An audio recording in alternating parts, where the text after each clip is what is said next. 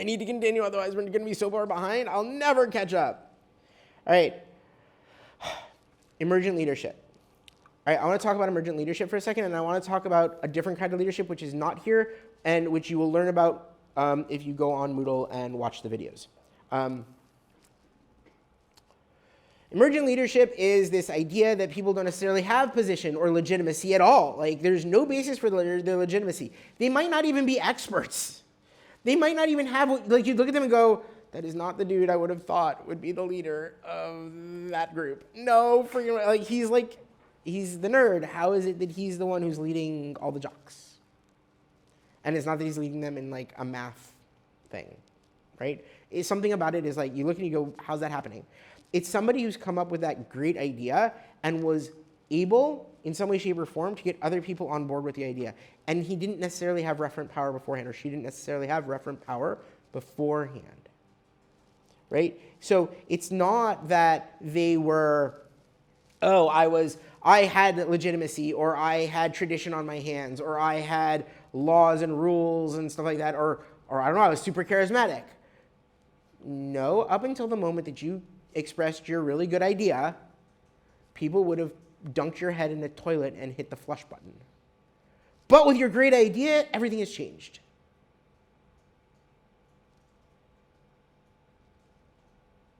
That was a Harry Potter reference. Y'all should know that, I hope. Does this make sense how you emerge? Do I need to go into this in depth, or do you understand it? I'm being honest. Do you understand how emergent leadership kind of functions? Great. You will find emergent leadership everywhere, okay? Zelensky was not an emergent leader in the normal sense, right? He was elected. He had authority. That gave him some of that. But with events that have happened, there is a leadership to him that has emerged that was unexpected, okay? But part of that resides on the fact that he happened to be the president at the right time in the right place. Now, circumstances, situation matters in leadership. If you're not in the right place at the right time to bring your idea to the fore, when you have that opportunity, right, then strategically we go back to that question of, well, chance. How did chance play a role in your ability to get your idea across and get it done? Strategically. Not operatively, not tactically, strategically, right? Because it's about creating that ideal and getting people into that vision and figuring out what resources, major resources and operations we need to put into play. Right? It's like Operation Pesach. Passover is right around the corner. Oh my God! When are we going to start planning for, and what's the idea of, what do we want it to look like? It's in like 3.5 weeks. I know. I'm not ready for it yet. I need another Purim. Can I have another Purim in between, please? I need another month. Anyway, crazy. I understand. Okay, it's something that emerges over time, and it emerges through relationships. It's something that happens because somebody connected to the right person in the right way and was able to get their idea across. That's how emergent leadership happens. It happens in teams, sometimes because the person can reside on their expert leadership or their referent leadership. Or historically, they've just been really good at making decisions for what to choose for lunch. No, I'm serious. I have a friend who just posted about the major problem that she has in her office. Major. It's tragic problem. It's the fact that it takes them over an hour every day to decide what they're going to order for lunch. Tragic, right? But it takes an hour. But there are certain people in her organization who, if you go to them first, and they've been historically pretty good at gauging what people want, the process doesn't take an hour. It takes like 15 minutes. Because you go to those people and you go, well, what would be a good choice for today? And you go to 2 or 3 of them, and if 3 of them say Mexican and one of them goes Chinese food, you go, you know what? I think today we're going to do Mexican. And you go around and you go, hey, I'm thinking about ordering from this place, which we've ordered from before. What do y'all think? And people will be like, oh, that's great, I'll order this. You've just limited their choices. Remember the difference between like an absolute plethora of choices and when you say to someone, here's your menu? What did you just do to everybody else? You just limited their choices. That's a leadership function. Right? I went from every single choice in the menu on the list of places I can order from to here's our menu. Or we're ordering from 2 different places today. There seems to be like, we're doing Mexican. I'm really not in the mood for Mexican. Can we also do Chinese? All right, we're splitting it up. You're in charge of Chinese. I'm taking care of Mexican. Go. Right? But that's it. You no longer have the discussion of, and if anyone else brings it up, you go, look, we already have Mexican in this. If you want to order for yourself, go for it, but this is what we're doing. I know, it sounds silly. It's like a silly, but it's an hour of their time. Like, collectively, an hour of time takes for them to just make the order. And they're already hungry because they're talking about food. Right? Emergent leadership is very important. But it might reside on other things. It might have expert power as a basis in some way, shape, or form. It might have something else might be playing a role. The likelihood that reward or coercion is playing a role is very slim. It's not zero. It's not zero. It might be that the person can somehow reward through other means. It might be that they may be able to coerce through other means. You're going to pay for this if you don't. It's not me who's going to pay. No. Big Brother's going to take care of it. Your mama's going to come. You understood what I just said. The boss will, I have to report this to the boss. Ooh. That's not good. Oh man, that's gonna suck. I don't have the position to punish you, but I know you just broke a rule. Or I know that the boss will not like what just happened. Okay. Maxwell tells us about 5 different levels of leadership. I don't think levels is exactly the right word to use here. I'm not sure what word to use, so we can discuss it. Think about it in the following manner. It sort of goes like this. If we're talking about first of all, we're talking about in a formal institution. All right? First and foremost, for this purpose, let's just think we're talking about a strategic hierarchy. All right? Make sense? Make sense. Okay. The first level of power that you sort of have is position leadership. Your ability to get things done and your ability to influence people and your ability to get people on board is predominantly based on your position. Predominantly. If you're the team lead, the expectation is you're the team lead. You're the person who I go to if your team is not performing well. You're the person I go to if your team is performing well, if I'm higher up in the hierarchy. Okay? But this is also true for the vice president, right? The vice president could be, when they first come in, you've just been hired as vice president, okay? And you have 0 experience in this company. You have sort of experience in marketing in other fields, but this is a whole new field for you to do marketing in. Congratulations. Or you've been doing marketing and you're moving into branding, right? Now you've changed what you're doing just enough that you can no longer rest on your laurels of your expertise for whatever it is you used to do. Things are a little bit different for you. Make sense? Great. Where does your first level of authority and power come from? The fact that you have VP after your name. Make sense? So this is not only these like low-level techno-tactical groups. You can see this in any level of the hierarchy. Did that register for everyone? Did everyone see what I just did? Now, normally a VP comes in and part of where they get their power from may be expert power, but their ability to utilize that expert power effectively is based on the fact that they have a position that gives them the authority to do so.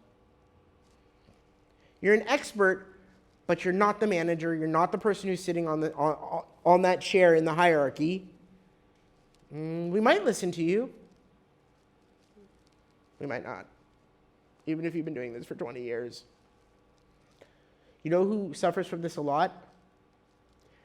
People who've been in a job for like long term, 20, 30 years, right? And are now transitioning into, like, their company has been sold and they've been cut out of the cycle, and now they're moving into another one. And they're like, I come with 15 years of experience doing this thing that I've been doing, and I'm great at it. And they get hired by someone if they're lucky, right? And they get hired, and then what happens? Nobody listens to them. And it's hard for them because they're experts in their field, but they have zero authority to get anything done. And when they see people making mistakes, they have to be very careful about how they're even worried about how they're going to engage power, that expert power, because they don't want to seem like they're too pushy. They don't want to seem like they're too old-fashioned. They don't want to seem like, yeah, go ahead. Well, it can be the opposite. It can be, yep. Like when people are stuck in the same thing, doing one thing every day, and then someone new and teaches them an easier way, and they don't want to switch because they've done the same thing for years. Yeah, 100%. I've been doing this way, and then some other team member comes up and goes, there's an app for that, and it'll take you 5 minutes instead of 35 minutes. And they're like, this is how I've always done it. This is how I'm going to do it until I die. Leave me alone. That's what happened to my father when he moved from Brazil to Israel with the app. Yeah. Same thing. Like, he was doing in a thing in Brazil, he was an engineer, and he learned a new method here, literally change his way of thinking. Yeah. To be easier. Yeah. It was a struggle, but at the end, it was good. Right. The reason it's a struggle is because when he comes in, the people who he has to deal with, it's not so much this, but the people he's dealing with, they're going to speak from a position of authority, right? I know a better way to do this. I want you to do it my way. I know a better way to do this.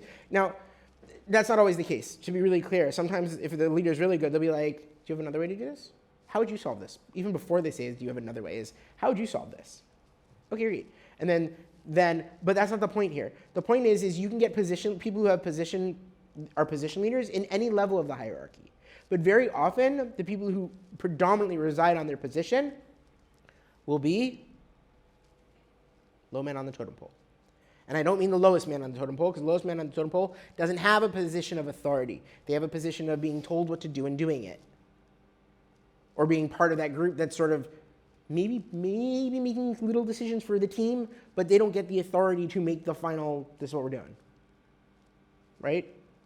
If their leader is good, then their leader will not just reside on their position, but will also reside on the expertise of the followers in the team to help make sure the whole team is able to do it. Okay? But once you've done that, then you're starting to move into permission. Right? Permission is not about, you follow me because I'm in the position. It's the first real form of let's call it proper leadership as opposed to being a manager, right? This first form of I'm getting the group together with a common purpose, common concept. People follow because they want to follow. People are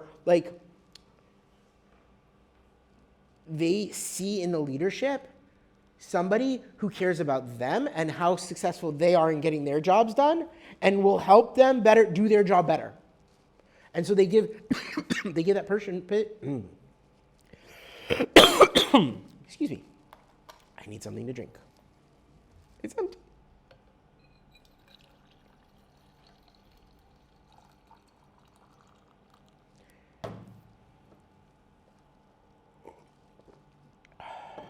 They give that person permission to have control over how they do things, how they get things done. They give that person permission to represent them outwardly, to higher ups, to other teams. And it's fun because there's great, talking, there's a great amount of discussion going on between the two.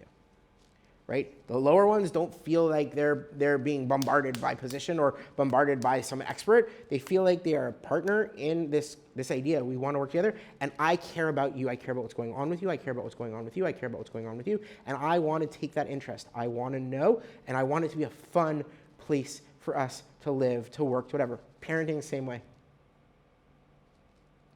Parents very often need to reside on their position, and it sucks. So much more fun to parent on permission. When your kids give you permission to parent, and they're on your team, and they're working with you, and you're all working towards the same goal or the same concept together, and everyone has the same purpose, and we're going to do this together, oh my gosh, so much more fun. It's more fun. Okay? Did that make sense what I just said? Yes, I just went business to interpersonal life. It's still true. Works in the military too. You know who resides on permission a lot in the military? the lieutenants, like the first lieutenants who are on like special forces teams. Yeah, they have the authority in the position, but you know what? Once you're out in the field, we're all buddy-buddy. Because we're a team. We got to get this done together. Yes, I can give you orders, and yes, I can reside on my permission, but facts are, it's fun to work with you. You push us, you take an interest in us, you want us to all excel, to be exceptional. Right? From there, you get to production. These are the people who like can not only make it fun, they can make it fun and get things done. Like, very often what will happen with permission teams is position teams will let's say position teams gives you the average concept of like, this is our expectations for output of any kind of performance. Whatever kind of performance you want. Making beds, running a hot house when you're in the army, going through a shoot house, right? The average team, position team. They're the one who the leader has authority to get things done. The permission team might take longer to get it done. They might do it in a slightly different way, but it's going to be fun for them. They're going to enjoy that process, but it's not going to be necessarily as effective. Maybe not necessarily as effective, but it'll be good, right? Then you get into production. And production teams, right, the leader who can rest on production or has moved into that realm of production leadership is not just good at getting things done in a fun way, but they're good at getting things done in an expedient way, in an effective manner. And they're able to set priorities to the point where 80% of the time, right, they're going to focus on the things that they're good at. These team leaders are going to focus themselves and probably their team on the things that they're good at. They're going to go, look, I'm going to trust that you guys have got this done. You've shown me that you know how to do it. You know how to give a good time with it. I have to focus on what I have to get done. You get your part done. I get my part done. Good to go. Right? 15% of the time, they're going to reside on things like they're learning. Either learning new skills that they can bring into the team or learning from someone in the team and going, hey, I noticed that you're really good at doing this thing. Could you teach me how you do it so I can understand it better? Right? And then they're going to work at about 5% of the time on something that's completely outside of their strength zones. They're going to go, okay, I need to find something that I'm not good at, but I need to improve on, really way outside of my abilities. Me, my team. And what happens is because they bring these new ideas in, they help the team get things done more. Make sense? Make sense? Now, people follow these leaders because, how do I explain this?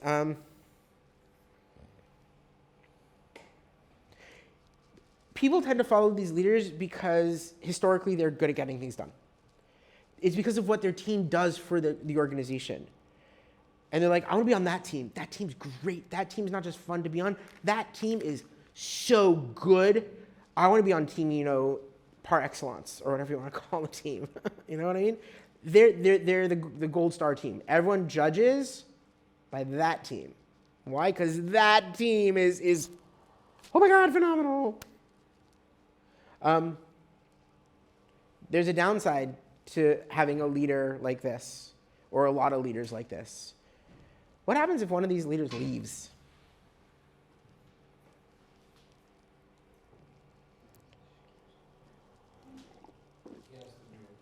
Yeah, okay, what happens to the team? He's the one who's moved through, he's out of position and out of permission. He's moved them through fun. He's moved them into fun plus good at what we do. We're good. We're SEAL Team 6. We're good at what we do. Right? The team might just need wisdom. What would happen if the leader leaves? Well, the team might not be as effective. Very often in the news, when that happens, someone just leaves, an editor from a newspaper, and they can just make all their journalists listen. Right. So a good example, someone leaving from a newspaper. Someone who has been a top read on a newspaper for years and years and years and years and years, and then they leave. What happens to readership? Or it gets even worse. And SEAL Team 6 isn't a great great example because it's the military. If somebody leaves, they'll bring someone else in who will hopefully be able to produce on that level, right? That's what will generally happen. But it'll take a little bit of time for them to move through position and permission to get to there. And during that brief period of time, the team has to reacclimate around this new CO, this new commanding officer. And that period of time is a dangerous period of time for that team. Okay? But what if it's not a military organization that has other people lined up that they can just pull right in? Somebody goes, I'm out of here. And now you have to hire somebody, which means you have to go through a whole process of finding and interviewing and thising and thatting and thising and thatting and what happens to the team itself? This new person comes in, what do they have to do? They have to go through this whole process. They have to build the relationships up. They have to get permission. They have to do all this thing again. What happens to the whole team? It probably fails. It's no longer the Gold Star team. It's hard to maintain a Gold Star team when the leader is a production leader and he leaves. Unless you can get someone who's like a protege, or you can get someone who's really just like on the border of and was well known by, and everybody's already got some kind of relationship with them, and therefore, like, let's say you have an expert advisor, an external advisor who's been working with that team, and then that person comes in instead. And the team members know, and there's a level of trust, maybe you can keep up the level of production, maybe. We actually have a very good example of this. It just happened a couple of years ago. The Christian Democratic Union of Germany. Merkel left and they lost the next election. It's a good example. Okay? So these are the people who get things done. Now, if you want a business or a team or a group that's going to get a lot of things done, you've got to try and get leaders to that level. You have to help them develop to that level. That requires people on other levels, right? You have to have someone who's on a level 4. Why? People who are people developers. These are the people who are willing to delegate tasks. These are the people who look at the people who are trying to move into production level and go, you can do 80% of the job, you can do 100% of the job. You can be responsible for, you can do 80% of the job, you're now responsible for making sure 100% of the job gets done, even if you don't do it. Now I'm developing you, I'm pulling you up into that production level. Why? I'm saying, remember what I said, these guys work at about 80%. They focus 80% on their strengths or try to get to the point where they're, and I know I'm throwing a random number to you, but like this, Maxwell's done the research. Like this is, he's saying, if you can find people who are about 80%, at 80% of the strengths, they're good at what they do, and you can pull them into it, these people producers, people developers, they are going to be able to take those people and refine them, put them through some form of grinder, refine them to the point where they will be delegating to these people on a regular basis. It's your job, your team's job to do this. I expect you'll get it done. And then he'll go, oh, we got this, no problem. I know, I myself understand how to do 80% of this. My team has got this covered. We got this, no problem. Right? And for those things that I don't know how to do, I will either use my experts on my team or I will figure out which expert I have to talk to. Right? So 80% of these people's time goes to coaching. It's about coming in and checking in and being like, hey, how's it going? Oh, you're having a hard time there? Have you thought about talking to blah, blah, blah over in marketing or blah, blah, blah over in engineering or blah, blah, blah over in development? I think he might have an answer for you. Let me know how that goes. See ya. Bye. And then he goes to somebody else, right? To another team leader and go, oh, you're, and the same conversation takes place in its own natural way. But it's all about taking these people and helping them develop and figuring out where are their strengths and weaknesses and what are the little things that we can do to like bolster them up and move them up in them. This kind of leadership takes an immense amount of self-confidence And trust. Because you might order Kale, train them up, and then they'll just replace them. Yes. But that's because the other part of this is about the 20% that you do into your own personal development, right? Your own personal productivity. 20% of your time, if 80% of your time is going towards this coaching, then 20% of your time is going to what you need to get done and your own development. And you go, okay, I'm going to focus, like that's where I'm at. Yes, my job is to raise these people up, and we are going to grow. We're gonna have more leaders who are able, like I'm gonna be able to open 3 more teams in another year. Why? I have 3 people on who I'm already seeing move through this permission stage into this production stage, and they will be wonderful middle managers soon. I'm going to be able to open 3 new marketing teams. I'm just raising these people up. I'm helping them develop. I see it. They may not be leaders. They might not even be production leaders. They might actually be permission leaders.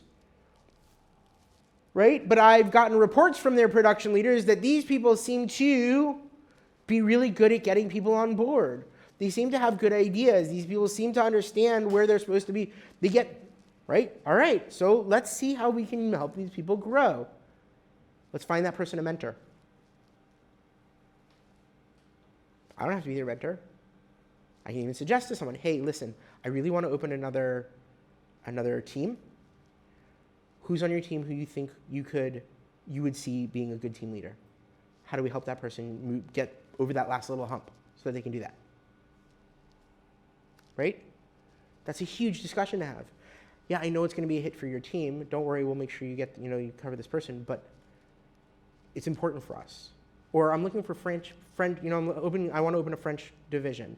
Who'd be really good for that? Yeah, Chloe. Okay, I have a question. Yeah. I'm going to give you a real life example. Okay. Are you sure you want to do that? It's not about Barilan. Okay. Go ahead. I have an internship with Stan with us, and the entire time I've been there, it's like 20 people from Barilan, and the end goal is to do a project. So recently, they're like, okay, we're going to divide up the work. There's going to be like 4 like Roche Summit, 4 head of whatever, and 1 leader of the project, but not a single person has stepped up and said, I want to be a leader. So how do you push people who don't want to? Okay, so first of all, I would say what you have right now is called a vacuum of leadership, right? That's not covered here. Well, I would say that they were trying to. They were essentially trying to establish position leadership. They're saying, we want to create a hierarchy. Basically, I said the same thing when I started your projects. I said, who's your nominal leader? Right? I want to know. Now, I don't want to know, and I said it before, that nominal leader may not end up being your visionary. He may not be the person who actually leads your team. But he's the person or she is the person that I get to talk to about the problem. What was I really putting into place? A leader or a manager?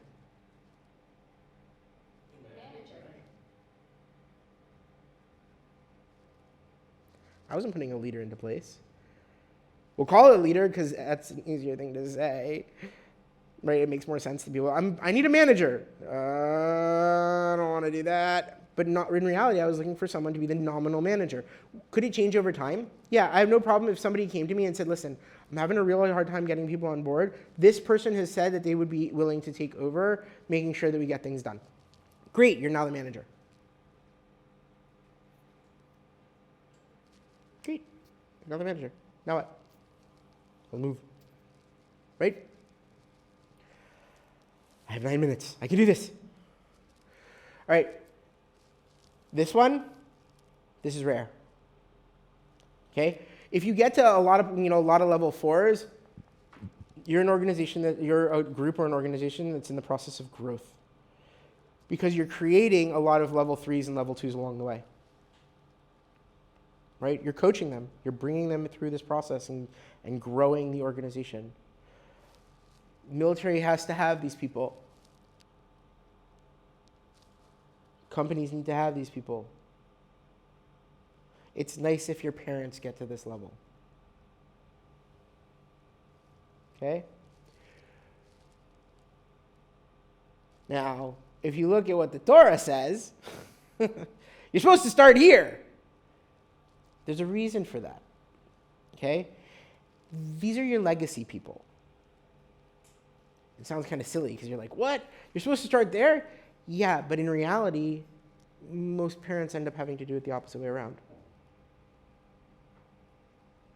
Okay, does that make sense what I just said? The she'ifah, the goal, the end purpose, the end result is supposed to be one of respect. But parents don't start there, even though that's what it says in the actual book. They don't start there. They start at position. I'm your mama, you'll listen to me.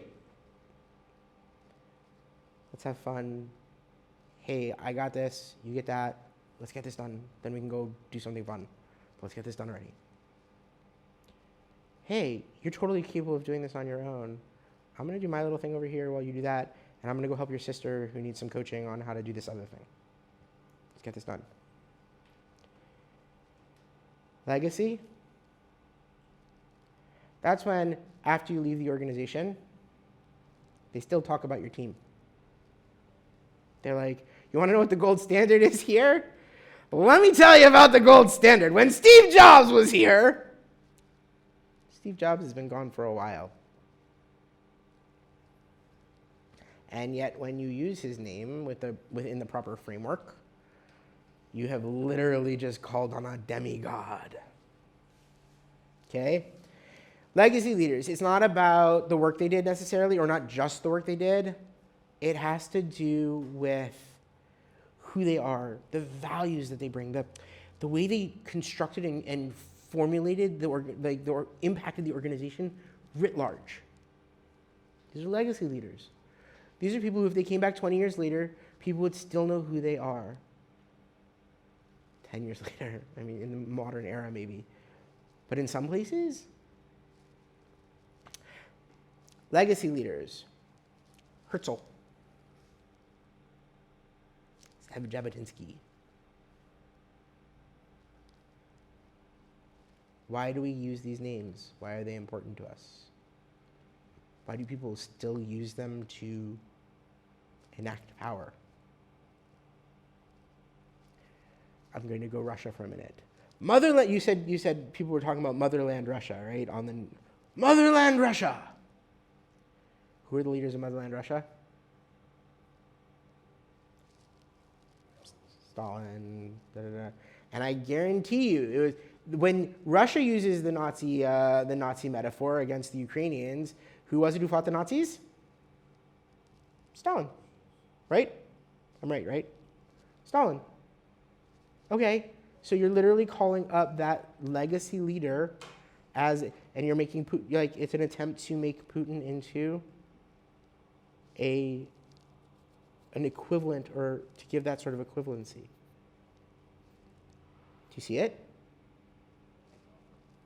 Legacy leaders are really powerful because when they open their mouths, if they can still open their mouths, they have a lot of sway even though they're no longer in the organization. The only way that this gets ruined is if they join the enemy. Dun, dun, dun. And I do mean like enemy. Like if it's an ally, we're not so thrilled, but you know what? And when they open their mouths, you still listen.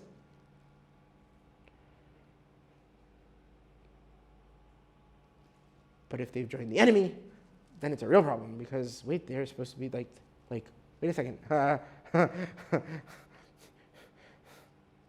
There's a disconnect in the mindset reality framework. Something's not lining up here. What's going on? Did everything I say make sense and is clear to everybody? Cool. So this leads to a question. My thing is there. Okay, good. This leads to a question.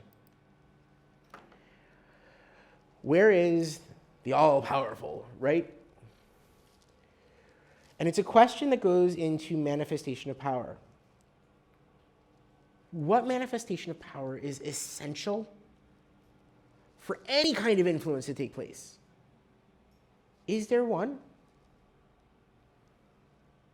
What is this core role? Like, think about it for a minute. Everything we've been talking about up until now has in some way, shape, or form been about core ideas, vision, the ability to communicate that vision, frame that vision, give a narrative to it, tell the story about it, brand it, get people on board, onboarding the people, getting the resources you need. It's been through, we're literally been talking strategic framework this entire class. We've literally been talking about how leadership's job is to use different forms of power and influence and persuasion and coercion and manipulation in order to create a future state that we like or a present that we like. More likely future state, because the present is probably what's driving us to what, or recent history is what's driving us to do it. If we want to call the present a neutral zone, which it isn't, but, right? So leadership is like this whole capacity or potential to get others to do what you want, but that's what power is about. That's strategy is designed to give people a framework within which they can see that future. And leadership is about getting those people on board to see that future, and power is how you do that. Using power is how you do that. What form of power? Well, that's a really good question. That depends. Right? Is it about management or leadership? Like if we look at Northhouse and how he talks about roles of power, right? If we look at other writers like Maxwell or like Weber, and we look at like where people's authority comes from and legitimacy comes from. Think about this for a minute. Do you agree with all these different divisions, or is it really just all of these put together in some way, shape, or form? And the answer is the divisions are important because they help us learn how to better utilize power and how to see power flowing in our lives. But if we don't understand and try to utilize the different forms of power for ourselves, then to act strategically becomes difficult. To enact leadership becomes a hard thing to do. And it doesn't matter if you're talking about management or leadership. It doesn't matter if you're talking about position power or personal power. It doesn't matter. Do you see it? Yeah. You're basically saying that we divide, people power knows these types of power leaderships and so forth to better understand it, but to use it you have to. You have to be able to, yes, you have to be able to link between them. You have to be able to try different types. And the way you do that is through skills. You use different skills and styles in order to do that, which is where we're going from here. We're going to start talking about leadership skills. We're going to start talking about leadership styles and why these impact and can impact this ability, okay? And then we're going to leap into, well, what about these guys? What about our followers? Don't they play a role here? If you go back to Maxwell, to move from position to permission, who's the important party, the leader or the followers? It's the followers, right? So we have to perhaps look at the difference between leadership and followership and how those play off each other to allow this process to happen. Okay? Everything make sense? Great. I'm going to take one brief moment to talk about a concept in leadership, which we're going to talk about much more in depth, hopefully next week. Or maybe 2 weeks from now, which may mean after Pesach. Not really sure. Have to look at the calendar. But you're going to start looking at things like skills and styles. I've opened up on Moodle for you guys, I'm pretty sure, styles of leadership, and there's a video there about different styles, mine and another one from another professor. One of the styles you're going to hear about is something called servant leadership. I would like to give you a modern example of servant leadership, if I may. There was a funeral yesterday. Did you guys study on Zoom? Because there was not supposed to be classes. Oh, you lucky. You would have studied on Zoom. Okay. Rav Kanievsky, who passed away, was a leader. He was a visionary. He was somebody who people went to. He's a legacy leader, okay? In the sense that he created and developed people and helped them grow and coached them, and he went everywhere from position of being just a Rav and a studious person to permission. You can actually see it in his history. If you ever visited his house, which I never had the honor of doing, he lived in a house which by every standard that you would hold to was not one of somebody who has this kind of legacy. It had a small little kitchen. He had 2 little rickety beds for him and his wife, a whole bunch of books, a table, small little place. There was no gold and brass and silver and pictures, and there wasn't. He dedicated his time from the moment he woke up until the moment he went to sleep every day, answering people's questions. and doing study of Torah and answering people's questions and giving of his time so that other people could grow and develop and be better and understand things better. He never took, but he gave of himself on a regular basis. I'm not saying he wasn't able to live. People made sure that he had food on his table. I'm not saying that, right? But the nature, the style of leadership and he emerged as a leader. It wasn't that he was the son of the son of the son of the son of the son of the son of the son. It was simply that people heard that he was really good. His expertise gave him legitimacy, which gave him authority, which gave him. But he did it for the people. It was always about giving of himself to the people. That is a form of servant leadership. It is a style of leadership that some people choose. Parents sometimes choose this, where they give themselves of themselves, so that their kids don't have to focus on doing this, because their kids are focusing on something else. Okay? We are going to talk about these in depth. These styles are very, very important. Learn them, please, so that I don't have to teach the little itty-bitty parts. I want to go in depth on them. Please. Thank you. See y'all later.